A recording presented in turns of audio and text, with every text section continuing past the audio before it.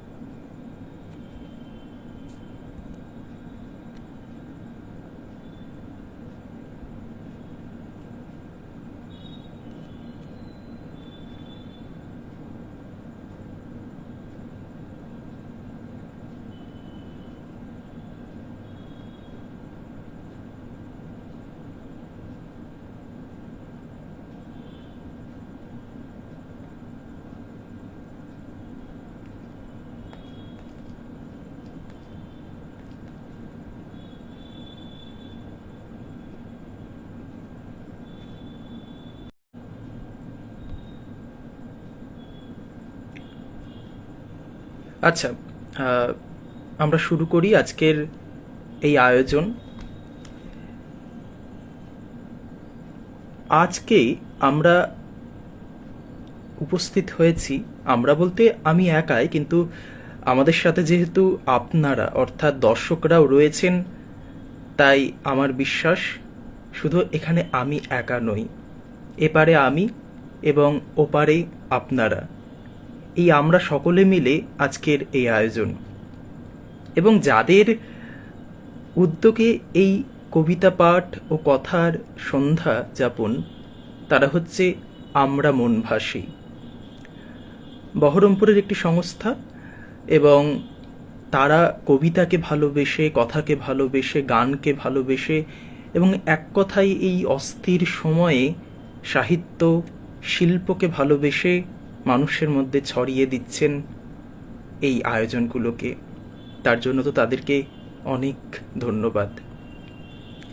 এবং সাথে অবশ্যই তাদের সাথে রয়েছে price culture and social forum, তাদেরকেও ধন্যবাদ। যাই হোক, সময়ের থেকে একটু বিলম্বিত, দেরিতেই এসে পৌঁছেছি আমি, তার জন্য দুঃখিত। অপরাজিতা ঘোষ জানাচ্ছেন শুভ সন্ধ্যা। শুভ সন্ধ্যা আপনাকেই, এবং যারা যারা এই লাইভ দেখছেন তাদের সকলকে শুভ সন্ধ্যা। যাই হোক, একটা ভীষণ অস্থির সময়ের মধ্যে আমরা রয়েছি, তাই না? এবং এই অস্থির সময়ের মধ্যে দিয়ে অতিবাহিত হচ্ছে আমাদের দিন। উত্তর থেকে দক্ষিণ, পশ্চিমবাংলার হয়তো কোনো মানুষই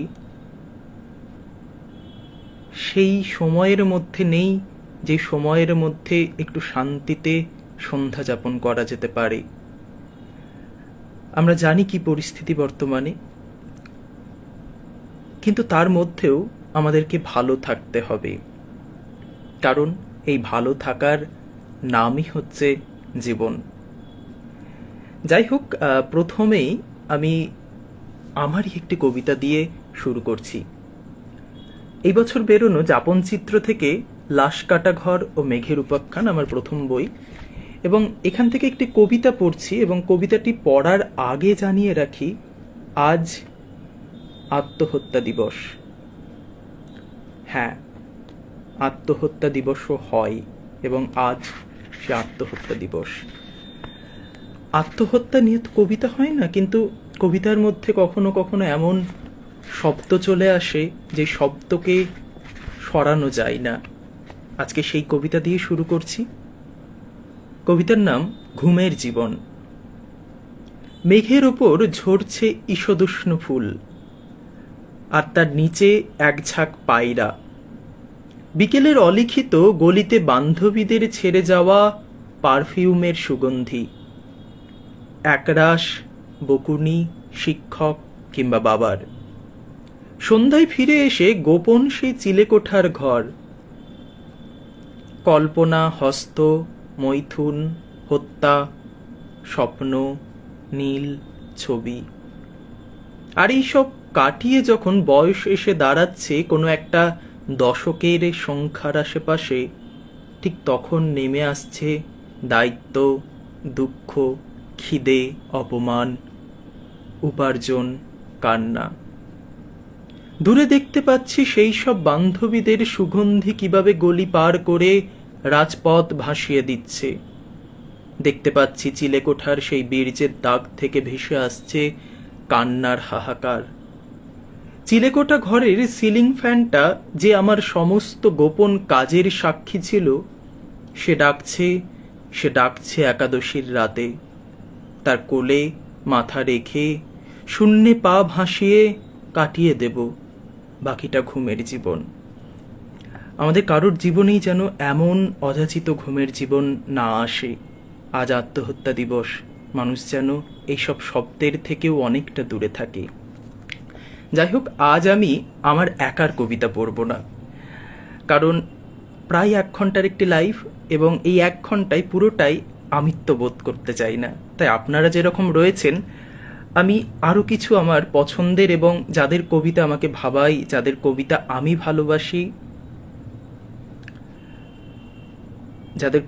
ভালোবাসি, তাদের কবিতাও পড়ব। এবং কিছুদিনও নয়, 2 দিন আগেই সুনীল গঙ্গোপাধ্যায়ের জন্মদিন গিয়েছে। আমার ভীষণ পছন্দের একজন কবি,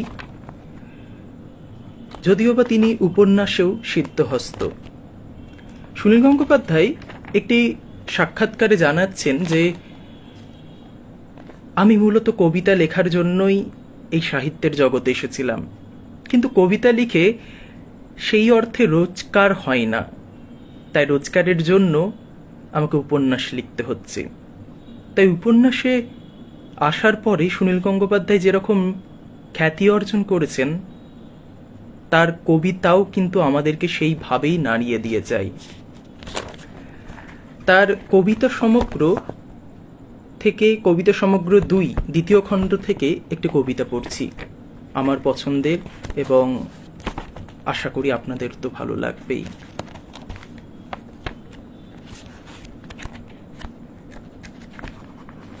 কবিতার নাম রূপনারায়ণের কুলে, সুনীল গঙ্গোপাধ্যায়।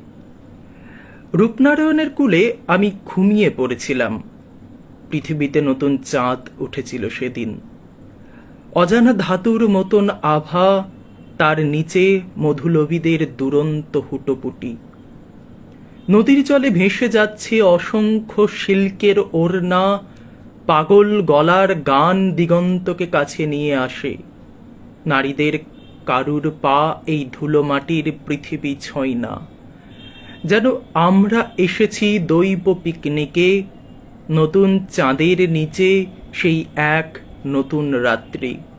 সেই পূর্ণকে শূন্য করার প্রতিযোগিতা, গোপন চুম্বন, আঙ্গুলে আঙ্গুল ছুঁয়ে ছড়িয়ে যায় বিদ্যুৎ, গোল স্তনগুলিতে আগুনের হলকা কৌতুক হাস্যে ভাঙে বিশেষ তরঙ্গ, যা কেউ আগে জানেনি। বাতাসের সুগন্ধ আমাকে অনুসরণ করিয়ে নিয়ে যায় সকলের থেকে খানিকটা দূরে। নদীর কিনারে বসে অকস্মাৎ একা হয়ে মনে পড়ে এই খেলা ভেঙে যাবে। অথচ জীবন এরকম সুস্বপ্ন হবার কথা ছিল। অথচ জীবন কেন এই স্বপ্ন থেকে নির্বাসিত? তাকে ফিরিয়ে আনবার জন্য আমি 1 হাত জলে ডুবিয়ে নদীকে সাক্ষী রেখে ঘুমিয়ে পড়ি, আমাকে জাগিও না। যারা দেখছেন তাদেরকে অনেক ধন্যবাদ।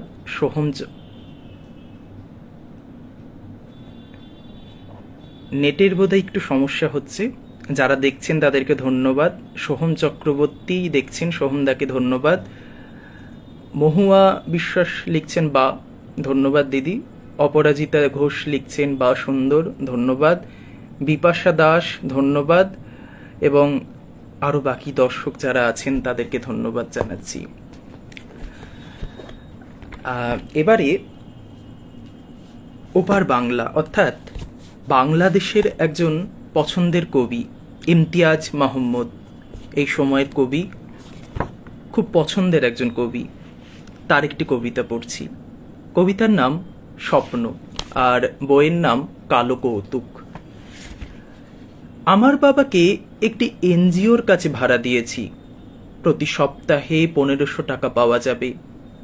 তার বয়স কম,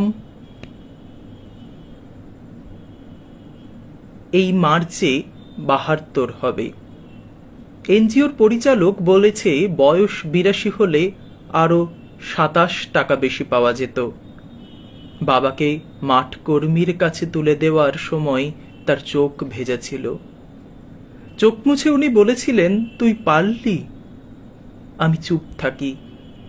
এর উত্তরে আর কিই বা বলা যায়।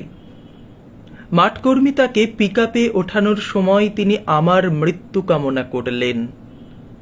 আমি অবশ্য তার দীর্ঘায়ু চাই।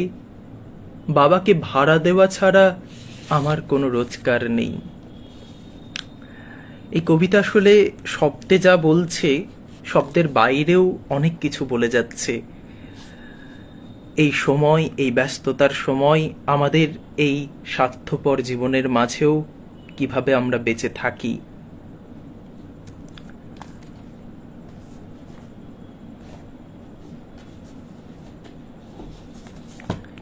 এবারে দেবদাস রজক, আমাদের কাঁদিরই একজন কবি, বর্তমান সময় খুব ভালো লিখছেন। ধানসিঁড়ি থেকে তার প্রকাশিত দেশপোড়া গন্ধ বই থেকে একটি কবিতা পড়ছি, যে কবিতা হয়তো এই বর্তমান সময়ের সাথে মিলে যাবে, কিন্তু সেই কবিতা আদতে অনেকদিন আগেরই লেখা।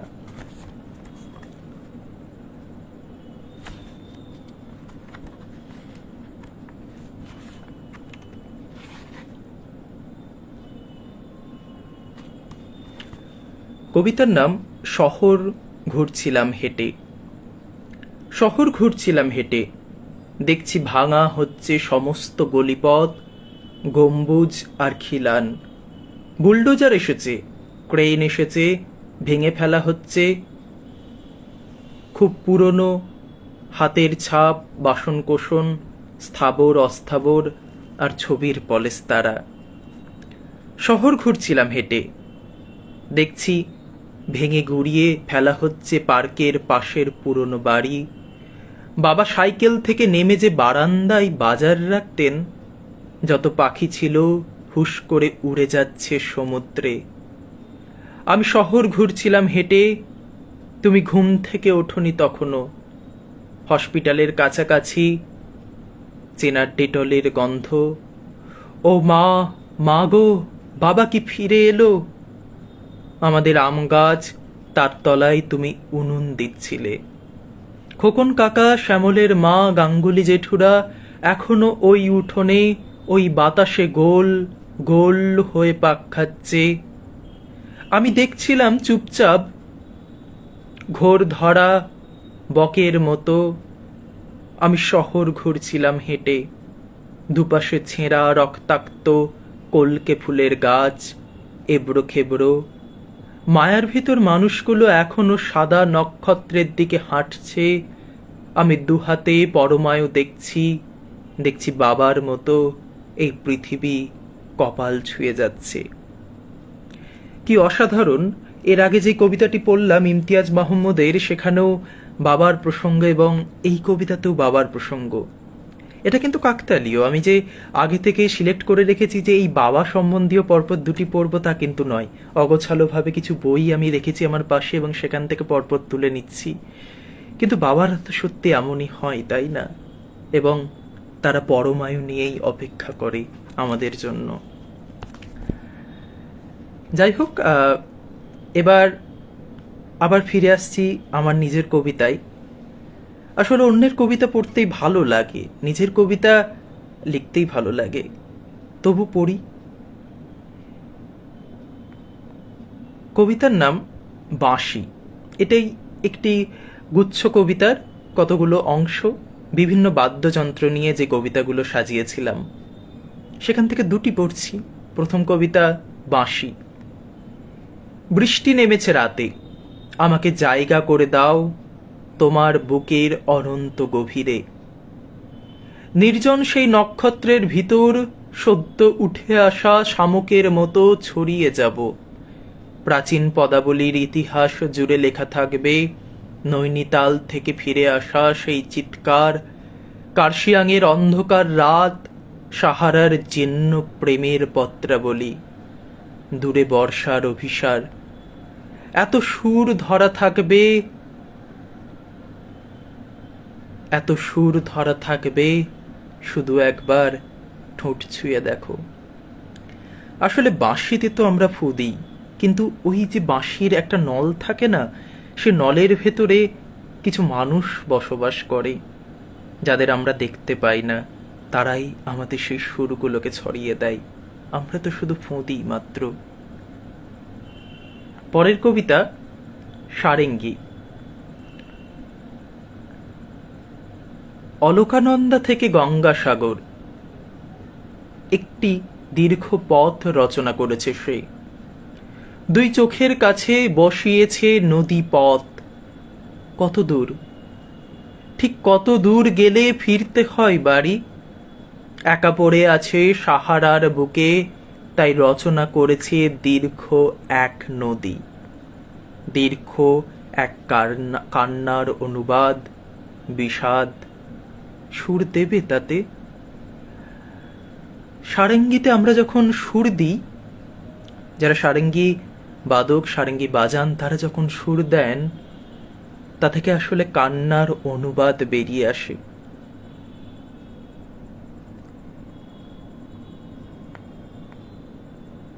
এরপরে আবার ফিরে যাই অন্য কারোর কবিতায়। অনিন্দ সরকার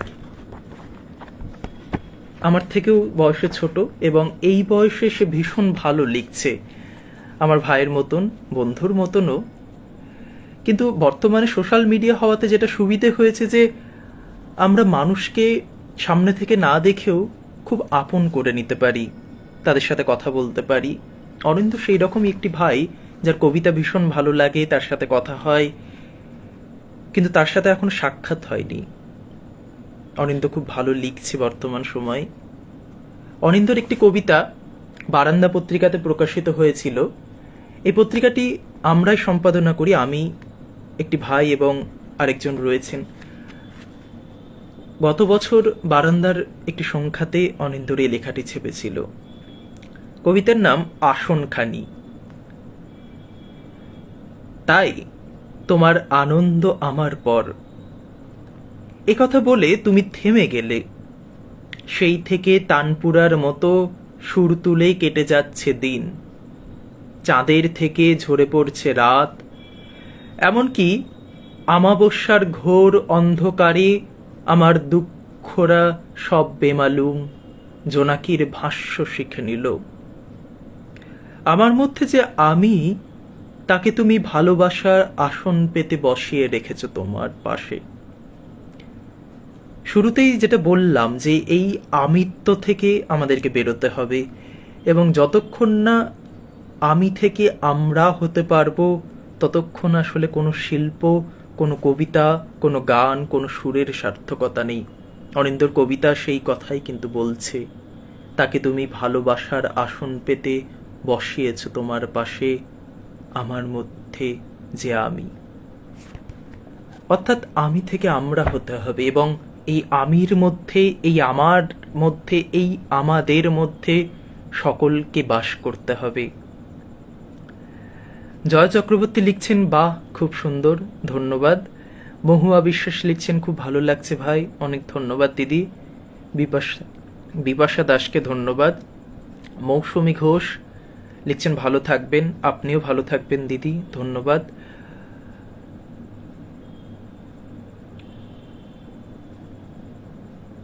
সবিতা কর্মকার লিখছেন, অপূর্ব, ধন্যবাদ দিদি।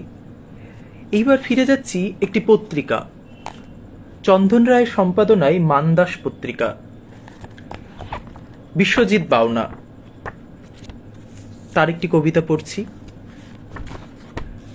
না, তার আগে আরেকজন খুব প্রিয় কবি রয়েছেন, হরিত বন্দ্যোপাধ্যায়। কবিতাকে ভালোবেসে যিনি এই সময় এক অন্যরকম রূপরেখা আঁকছেন। হরিত বন্দ্যোপাধ্যায়ের লেখা জল রঙের সম্মান। ধর অনেক বড় একটি রেখা, এক প্রান্তে তুমি, আরেক প্রান্তে দুপুরের জলপা ডুবিয়ে বসে আমি। রেখাটা তো চিরকাল নিজের বিন্দুদের সঙ্গে আপোষ হাত পা জড়ো করে রাখতে পারবে না। দুপুরের রং গভীর হলে রেখা একটু নড়ে চড়ে যেতেই পারে, আর যাওয়াটাই তো স্বাভাবিক। আমরা ঘরের ভেতরে থেকে এক গান গেয়ে যাওয়ার মতো চূড়ান্ত বোকামি শেষ কবে করেছি তা ঠিক মনে করতে পারি না। মাঝে মাঝেই বেরিয়ে পড়ে চৌমাথা পাঁচমাথার ভেতর দিয়ে যেতে যেতে আমরা দুপুরের হাত থেকে কেড়ে নিয়েছি নিজেদের ইচ্ছা মতো বেঁচে থাকার রাগী রাগী সমীকরণ।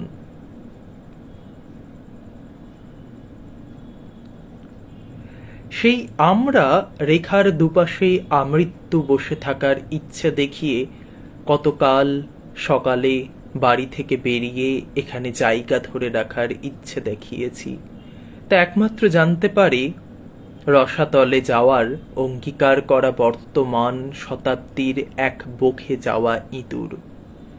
কারণ অর্থের প্রাচুর্যই তার মাথা ঘুরিয়ে দিতে পেরেছিল। কাছে এলে স্বাধীন জলপথ, স্থলপথ এবং আকাশপথ বন্ধ হয়ে যেতে পারে এমন আশঙ্কায় শুধু জায়গা ধরে রাখতেই আমরা বেশি আগ্রহ দেখিয়েছিলাম। অথচ আমাদের গায়ের ওপর দিয়ে হাওয়া বইছে, রাগ অভিমানের রং সকাল দুপুর বদলে যাচ্ছে। তবুও কেন যে আমাদের বসার প্রতি এত ভালোবাসা তা ঠিক জানি না, বা না জানার ভান করার মধ্যে এত তীব্রতা আছে বলেই সভ্যতার চাকাগুলো বেশ কিছুটা বাঁকা বাঁকা। তাই নড়তে নড়তে সকাল সন্ধ্যের বেশ কিছুটা রং ছলকে পড়ে গিয়ে যতটুকু বেঁচে রয়েছে তাতে জল মিশিয়েও জল রঙের সম্মান থাকবে না।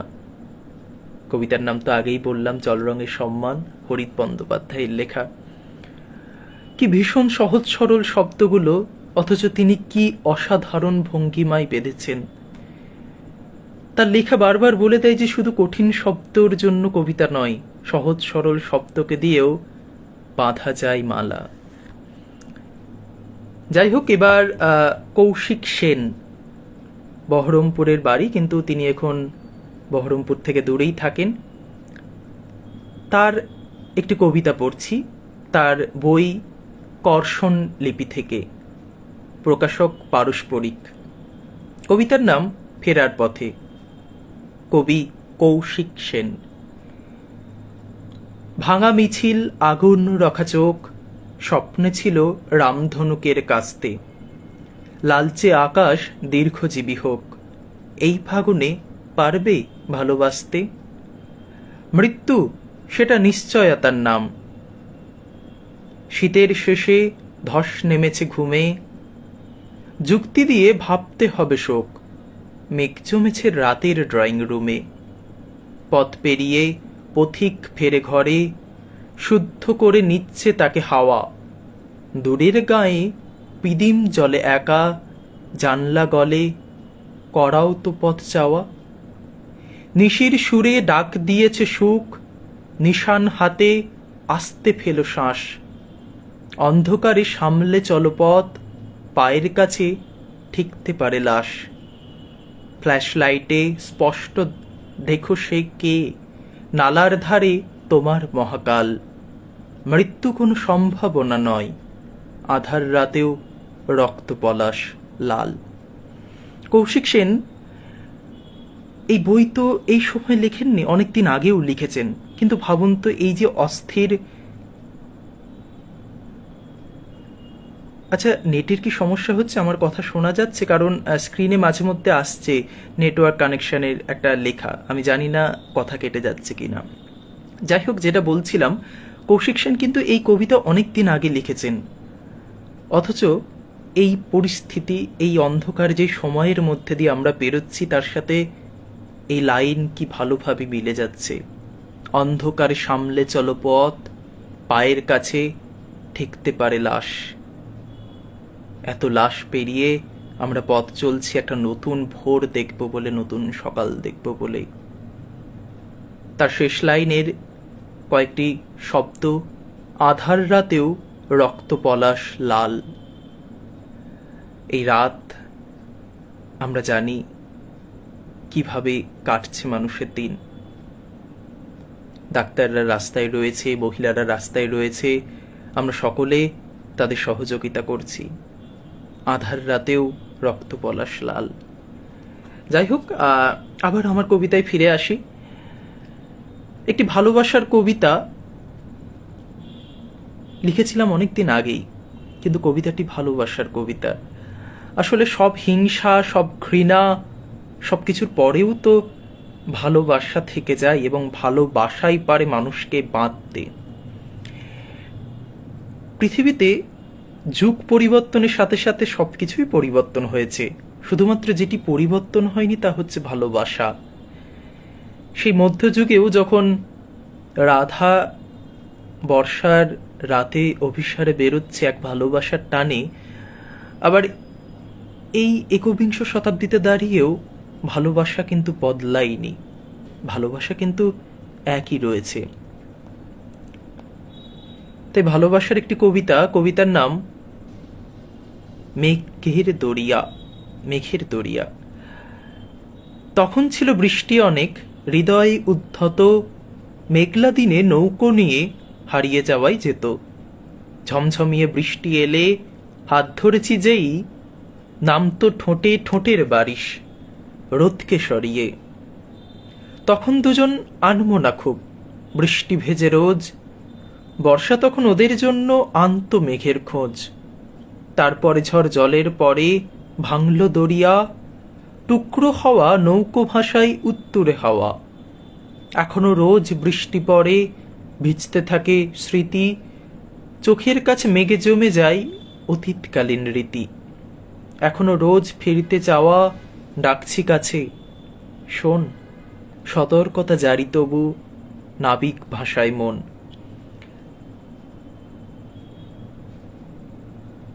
ভালোবাসা হয়তো এমনই হয়, অনেক সতর্কতা আসে, অনেক বাধা বিপত্তি আসে, কিন্তু তারপরেও নাবিক কিন্তু মন ভাষায়, নাবিক কিন্তু সেই ঝড় জলের ভয় করে না।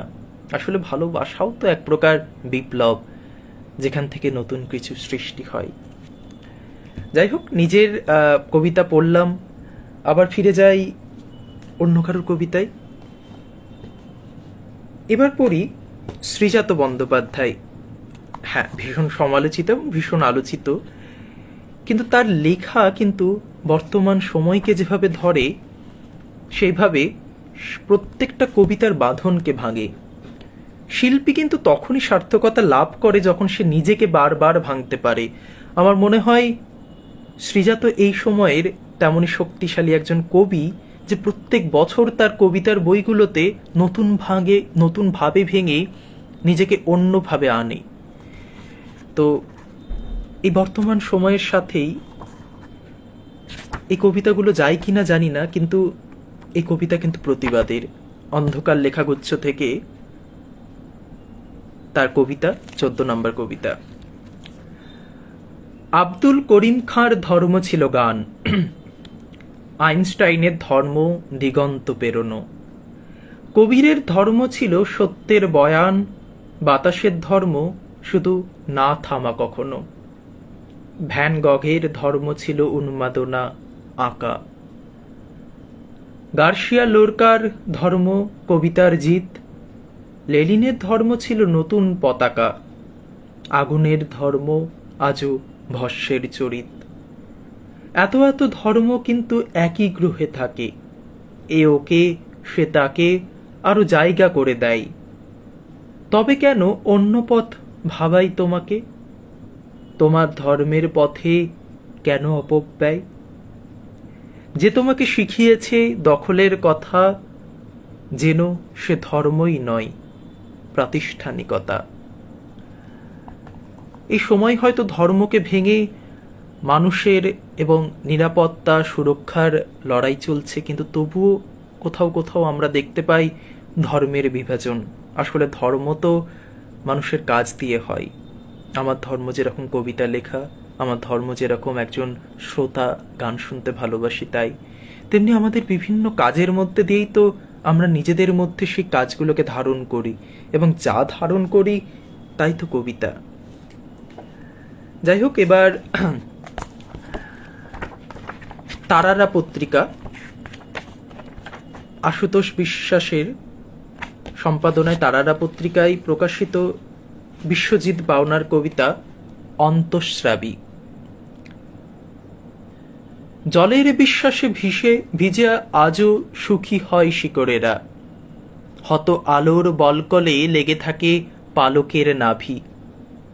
জীবনের ভৌত চাহিদা অদৃশ্য শূন্য দিয়ে চেরা, গাণিতিক বুননে উদাসীন বহমান স্বভাবী। আমি সেই খোলসে থাকা শিশিরের মৃদু স্খলন, পাতা গঠনের মায়া নিয়ে বুনি উদ্দায়ী আড়াল। বুনো ইঙ্গিতের ঝোপে ওড়ে ওই ওত পোকাদের মন, করটি ছুঁয়ে শস্যের আলো ফেরি নেই আজকাল। আগুনের আয়ু নিয়ে বাতাস এখানে মাতোয়ারা, কে কাকে কত পোড়াতে পারে হাই বক্র অভিপ্রায়। সখ্যের দুর্দিন আজ প্রয়োজনে নেই কাম্য সারা, বুঝি পাথরের নীরের ছায়া ডোবানো আছে পায়ে। জলের মতো সহজ নয় মানুষের মন ভেঙে রাখা, অন্তঃস্রাবী ঘূর্ণিতে সাবলীল ওড়ে না তার পাখা। শব্দকে শব্দের সঙ্গে কি অসাধারণভাবে মিলিয়ে দেওয়া যায়, এই কবিতা তারই প্রমাণ। বিশ্বজিৎ পাওনার অন্তঃস্রাবী। মনিরুদ্দিন খান দাদাভাই দেখছেন, ধন্যবাদ। সবিতা কর্মকার লিখছেন বা অসাধারণ, ধন্যবাদ। কৌশিক সেন লিখছেন নেটের সমস্যা নেই, আচ্ছা ঠিক আছে, তার মানে চিন্তামুক্ত হলাম। পম্পা ভট্টাচার্য লিখছেন খুব সুন্দর, ধন্যবাদ দিদিভাই। আবার ফিরে আসি আমার কবিতায়। যদিও ভাই আমার শব্দের বাইরে আমাদেরটাই ভালো লাগে, কিন্তু কবিতাটি যেহেতু আমারই লেখা তাই আমারই বলতে বাধ্য হচ্ছি। কবিতার নাম মহিরুহ অন্ধকার। অন্ধকারের পাশে এসে বসি, আমার পাশে এসে বসে ছাতিম ফুলের ঘ্রাণ। শরীরের সমস্ত যন্ত্রণাকে তুলে ধরি স্মৃতির চৌকাঠে, আর দেখি দরজার বাইরে এসে দাঁড়ায় আত্মীয় স্বজন। অন্ধকার ধীরে ধীরে আরো ঘন হয়ে আসে, চোখের ওপর ভেসে ওঠে তাণ্ডব নৃত্যের সমাহার। ধীরে ধীরে সে সমস্ত আত্মীয় স্বজন এক এক করে প্রবেশ করে ঘরে। ছাতিম ফুলের ঘ্রাণ বদলে যায় মহিরুহ মহুয়ার ফুলে। দীর্ঘশ্বাস ফেলে দূর থেকে এগিয়ে আসে একটা পক্ষীরাজ ঘোড়া। একটা আলোক বিন্দু ধীরে ধীরে সরে যায় গোপন গাছের গহ্বরে। সারা রাত শুধু জেগে থাকে এক গভীর কালো অন্ধকার। এই কবিতা যখন লিখেছিলাম, কেন লিখেছিলাম জানি না, কিন্তু সে অন্ধকারের মধ্যে দিয়েই আমরা চলেছি।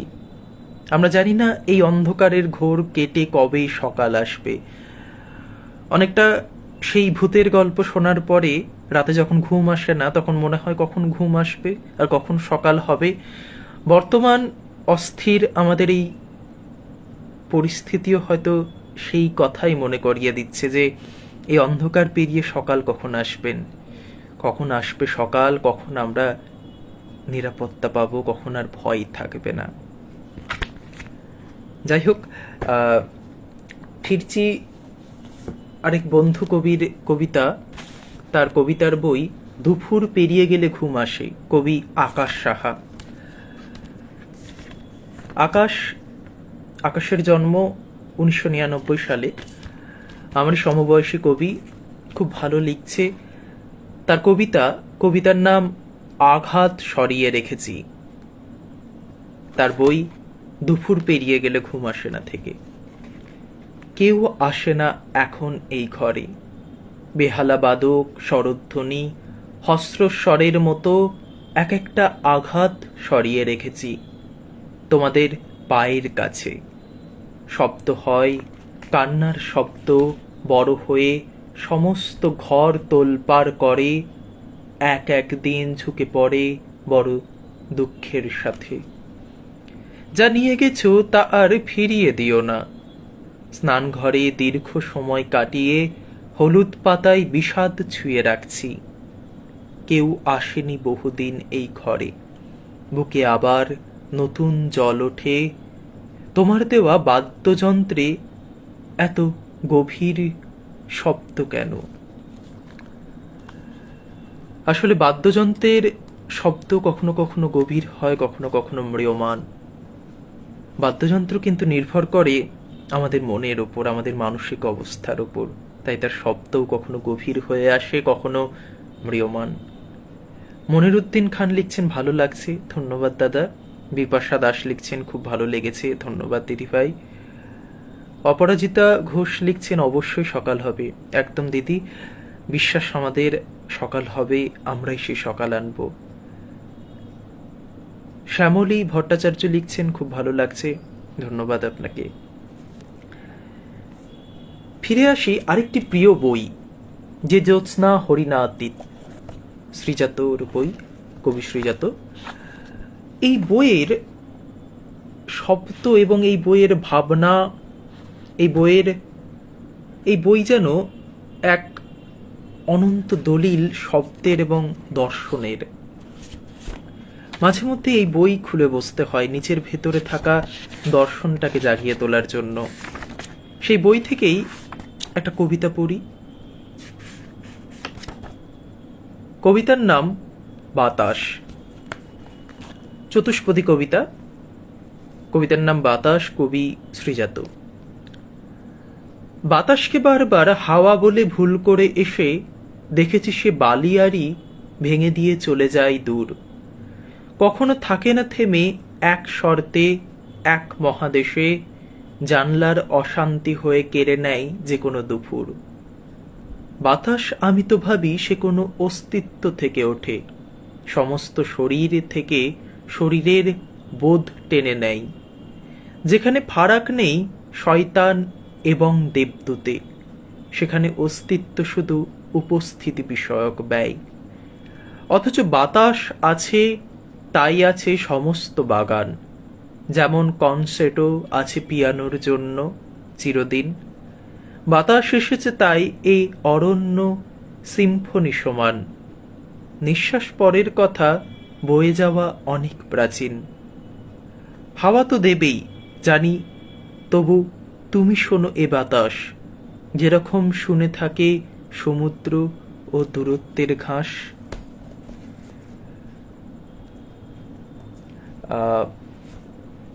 যে জ্যোৎস্না হরিণাতীত খুব পছন্দের একটি বই। এবার আবার ফিরে আসি আরেকজন পছন্দের কবি, যাকে সকলে হয়তো চলচ্চিত্রের মানুষ হিসাবেই বেশি জানেন। তার নাম সৌমিত্র চট্টোপাধ্যায়। হ্যাঁ, সৌমিত্র চট্টোপাধ্যায়কে আমরা অভিনেতা হিসাবেই বেশি চিনি, হয়তো শুনেছি বা পড়েছিও অনেকে তার কবিতা। কিন্তু অভিনেতা সত্তার বাইরেও তিনি কিন্তু ভীষণ ভালো একজন কবি।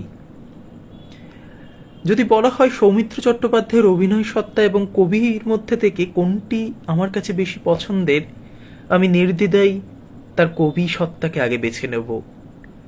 তাই যখন সৌমিত্র চট্টোপাধ্যায়ের কথা কখনো আসে, আমি আগে কবি সৌমিত্র চট্টোপাধ্যায় বলেই তাকে সম্মান দিই, তারপর অভিনেতা।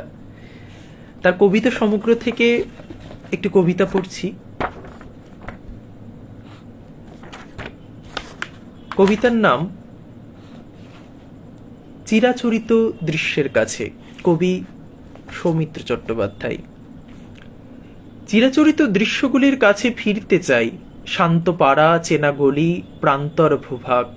মন্থর দিনের পথে তবুকারা পুঁতে গেছে বিস্ফোরক। মাইনে অতর্কিত পা পড়ে, ফেটে পড়ে রাগ। ত্রুটির তালিকা করতে আরম্ভ করে মন, অসমাপ্ত কাজের হিসেবে তীক্ষ্ণ হয় স্নায়ু। জ্যোৎস্নাকে এ সময় মনে হয় শত্রুর কামোফ্লাজ। সন্দিগ্ধ ছায়ার আশ্রয়ে আছে সীমাবদ্ধ আয়ু। চিরাচরিত দৃশ্যের কাছে ফেরা হয় না তো? শান্ত পাড়া, চেনা গলি, পরিচিত দু একটি গাছ, অঘোষিত গোপন যুদ্ধের গোলাগুলি শুরু হলে বারুদের নিষেধাজ্ঞা ভরে দেয় পল্লীর আনাজ। আবছা অস্পষ্ট স্মৃতি তবু ভেসে ওঠে ধোঁয়ার ভিতর থেকে, আর ছায়ার ভিতর থেকে এসে আক্রোশে ছিন্ন ভিন্ন অঙ্গনিচয় থেকে ক্রন্দনের সিম্ফনি বাজে তুমুল আশ্লেষে। এখনো চিরাচরিত দৃশ্যের কাছেই ফিরতে চাই। চেনা পাড়া, চেনা গলি, চেনা মানুষের মুখ, ক্ষতবিক্ষত পায়ের কাছে, পায়ের নিচে থেকে মাটি এখনো তো বলে, চলো সেই বড়া ভয়ে শান্ত ভূভাগে। সে রয়েছে চির উৎসুক। সৌমিত্র চট্টোপাধ্যায় এত ভালো কবিতা লেখেন, তার কবিতা না পড়ে আজকের এই কবিতার আয়োজন কে সরিয়ে রাখতে পারিনি।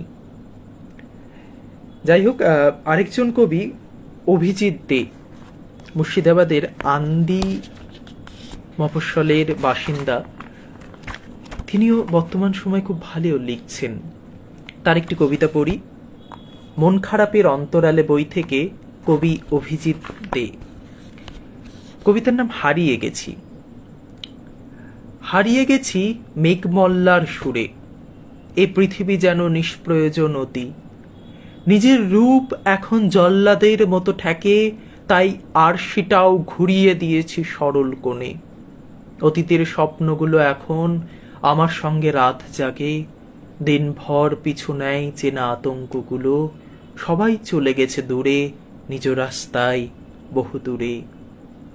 শুধু আমি আমাতে এখনো রয়েছি পড়ে, তাই গুটিয়ে নিয়েছি সব সম্পর্কগুলোর বাঁধন দিয়েছি খুলে। চলে যাক তারা, চাই না কো কিছু, অলিক স্নেহগুলি সবই বুঝে গেছি। ভয় নেই আর, একা থাকার মন্ত্র আমি শিখে গেছি। ফিরে আসি আরেকটি কবিতা। এই কবিতাও যার লেখা, তার অন্য বই থেকে পাঠ করেছি একটু আগে, কবি শ্রীজাত, তার উড়ন্ত সব জোগাড় থেকে বিয়ের আগের দিন কবিতার নাম। এটি আমার কবির পড়া প্রথম কবিতা, অনেক বছর আগে। এবং কেন জানি না এই কবিতার সাথে কখনো কখনো আমাদের বেকার ছেলে যারা প্রেমে পড়ে কিন্তু সে প্রেমগুলো টিকে যায় না, তাদের জীবনের অনেকটা মিলে যায়। কবিতার নাম বিয়ের আগের দিন, কবি শ্রীজাত। সরু অনামিকায় আংটি আর চোখের কোণে রাংতা, এই যাচ্ছে তাই অশান্তি আমি দুহাত দিয়ে ভাঙতাম। যদি না করতে সন্দেহ আর করতে কিছু সন্ধি, তবে তোমারও পছন্দের লোক খাঁচাতে বাঘ বন্দি হতে পারতো। আজও বলছি, যদি সত্যি থাকে কলজে, নিচে নামিয়ে রাখো কলসি। দেখো আমারও পা টলছে। চলো অনেক অনেক দূর যাই এই ঝলসানো প্রাচুর্যে, কিছু যাই আসে না, দুধ ছাই কাল নতুন কোন সূর্যের। ভোর দেখলেই তবেই শান্তি, ঠিক জোটাবো নুন পান্তা। যদি ফেলতে পারো আজই সরু অনামিকার আংটি আর চোখের কোণে রাংতা। ওই যে শুরুতে যেটা বললাম, এই টিনেজ বয়সের কিছু বেকার ছেলে থাকে যারা প্রতিষ্ঠিত পাওয়ার আগেই তাদের জীবনসঙ্গী অন্য কারো জীবনসঙ্গী হয়ে যায়। তখন ভীষণভাবে বলতে ইচ্ছা করে কবির সেই লাইন, যদি ফেলতে পারো আজই সরু অনামিকার আংটি আর চোখের কোণে রাংতা। ভোর দেখলে তবেই শান্তি, ঠিক জোটাবো নুন পান্তা।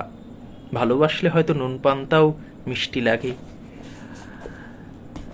আরেকটি কবিতা এবং তারপরে আমার নিজের কবিতা দিয়েই শেষ করব আজকের এই সন্ধ্যা।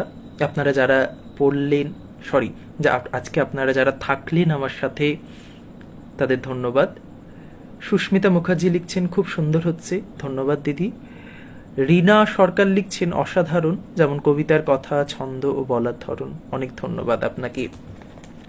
শারদীয়া দেশ 1427, সেখান থেকে একটি কবিতা পড়ছি। কবি বিনায়ক বন্দ্যোপাধ্যায় এই সময়ের একজন শক্তিশালী কবি। সরতে সরতে আজ এখানে আর তো কোথাও সরব না, ভিতর বাইরে ভিন্ন যে রং তার পতাকা ধরব না।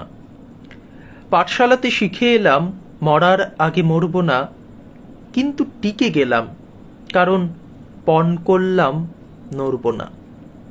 যে গাড়ি লিফট দেবে না সেই গাড়ির ডিকি ভরব না, ডাঙ্গুলি যে খেলতে বলতো তার টিমে ব্যাট করব না। ঠোঁটে বাঁশি দিলেও দুপুরবেলা মাঠে চড়ব না। ভালোবেসেই বলছি শিউলি তোমার মতো ঝরব না। সমুদ্রে যে পাহাড় বানায় তার চূড়াতে চড়ব না। ঢেউয়ের মতো নিঃস্ব হয়ে বালির পায়ে পড়ব না। ঠাকুর দালান গুড়িয়ে দিয়ে মাল্টি স্টোরিড গড়ব না। ভালোবেসেও বলছি শিউলি তোমার জন্য লড়ব না। যুদ্ধ অনেক বড়, হেরে যেতেই পারি, ডরব না। শহীদ হলেও আরো ভালো, বেদির থেকে নড়ব না। স্বপ্ন বেচে কিনে আনা মুকুট মাথায় পরব না। গলায় পুষে রাখবো তোমায়, মুখে প্রকাশ করব না। বিনায়ক বন্দ্যোপাধ্যায় পড়তে গিয়ে সামনে আরেকটি পাতা খুলে গেল এবং যে কবির নামটি চোখে এসে ঠেকল, তার কবিতা না পড়লে হয়তো এই কবিতার আসর অসম্পূর্ণ। কবি গোলাম রসুল ভীষণ নির্জনে থাকেন, আলো পুরস্কার মঞ্চ থেকে অনেকটা দূরে চর্চা করেন কবিতা, শব্দদেরকে সাজান নতুনভাবে। কবি গোলাম রসুল, তার কবিতা পৃথিবীর মনের কথা। পৃথিবীর জীবন নিয়ে ভাবছিলাম, দাঁতের পরিশ্রমে যেভাবে চিবিয়ে ফেলি পাথরের মাংস, সামনে ঢেলে রাখা মদের গ্লাসে আমি কাঁদছিলাম আর চোখ থেকে নিংড়ে নিচ্ছিলাম কান্নার আগের অবস্থায় যেমন ছিলাম। সন্ধ্যায় এক মহিলার কবরের ধারে কিভাবে মেঘ নিবিড় হচ্ছিল, ছুটে যাওয়া ইলেকট্রিক তারের চিৎকারের মধ্যে রাত্রির ব্ল্যাক হোল মিলিয়ে যাচ্ছিল কবর খোঁড়ার লোকগুলো। সারা রাত আমি হাইড্র্যান্টের ধারে বসে জলস্রোতে শববাহকদের কথাবার্তাগুলো শুনেছি। মহামারীর অভিজ্ঞতা খোদাই করতে করতে আমাকে অতিক্রম করে বয়ে গেছে কত জল। রাস্তাগুলো ফিরে যাচ্ছে গতকালের দিকে, আর বাড়িগুলো বদলে নিচ্ছে অস্তিত্ব। চাঁদে এমন আগুন জ্বলছে, পাল্টে যাচ্ছে ভূদৃশ্য। আর শহরের ওপর পাহাড়ি চিল, নতুন একটি সংযোজন। 9 মাস অনেকটা স্বাভাবিক হয়ে এসেছে মানুষের দুঃখ। কেউ আমাকে উড়িয়ে নিয়ে চলল দেশগুলোর ওপর দিয়ে। ধাতুর কোনো শব্দ আর কানে পৌঁছই না। পরপর ডেথ ভ্যালি, 6 ফুট মূর্তি, একটু দয়ালু মানুষ। আমি পৃথিবীর মনের কথা ভাবছিলাম। কি চমৎকার নতুন নতুন শব্দের বন্ধনী করে তোলেন কবি গোলাম রসুল। যাই হোক, অনেকখানি সময় অতিবাহিত হচ্ছে, ঘড়ি জানান দিচ্ছে সময় এখন 8:55। আরো অনেকের কবিতায় পড়তে ইচ্ছা করছে, কিন্তু সময় তো বেশি নেই।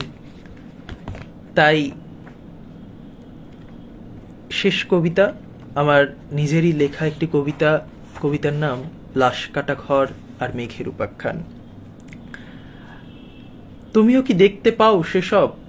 মাটির নিচে অনন্ত ঘাস, রোদের নিশান, কলসি জল, গলির প্রেম। এই শহরের বিস্ফোরণে মরছে যখন ছেলের দল, ভাসছ তুমি মেঘের গায়ে, বিস্তলা মল, চাঁদের হাট, শ্যাম্পেন আর চিকেন কাবাব। তোমার চোখ আকাশ চূড়াই, আর কি নামে মাটির দিকে? দেখতে কি পাও শহরময় আবর্জনা, লোডশেডিংয়ের একটা পাড়া, গলায় দেওয়া দড়ির ফাঁস, অভাব আর সর্বনাশ? দেখতে কি পাও? তোমার স্বপ্ন অনেক বড়, মেঘের গায়ে রোদের মতন, বিলাসিতা তোমার কাছে বিকেলগুলো। নিচের দিকে আর কি তাকাও, ওই অত দূর ওপর থেকে শহরটা তো খেলনা বাটি। দেখতে কি পাও মানুষকে আর, দেখতে কি পাও ঠিক কতজন দিশে হারা, দেখতে কি পাও লাশ কাটা ঘরে ফুটছে কত গোলাপ চারা। আমরা যত ওপরেই উঠি না কেন, চোখ যেন মাটির দিকে থাকে। আমরা তো অবশ্যই আকাশচুম্বী হবই। আমাদের অনেক স্বপ্ন, অনেক ইচ্ছা, অনেক আকাঙ্ক্ষা থাকে, আর সেসব পূর্ণ করার,